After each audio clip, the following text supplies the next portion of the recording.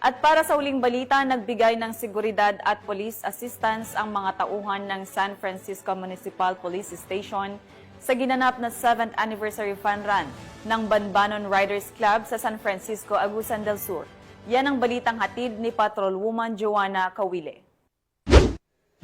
Nakiisang mga tauhan ng San Francisco Municipal Police Station sa pangunguna ni Police Lieutenant John Jair Arsenio, Officer in Charge, sa ginanap na 7th Anniversary Fun Run ng Banbanon Riders Club na ginanap sa Barangay Banbanon, San Francisco, Surigao del Norte.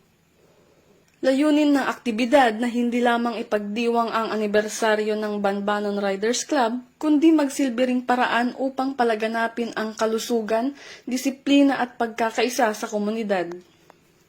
Pinangunahan ng organisasyon ang iba't ibang pakulo at programa para sa mga lumahok, kabilang na ang masayang takbuhan na dinaluhan ng iba't ibang sektor. Ang partisipasyon ng San Francisco Municipal Police Station ay bahagi ng kanilang patuloy na programa sa pagpapatibay ng relasyon sa mamamayan sa pamamagitan ng paglahok sa mga ganitong gawain na ipapakita ng kapulisan ang kanilang suporta at pakikipag-ugnayan sa mga lokal na grupo upang mas mapalakas ang tiwala ng publiko.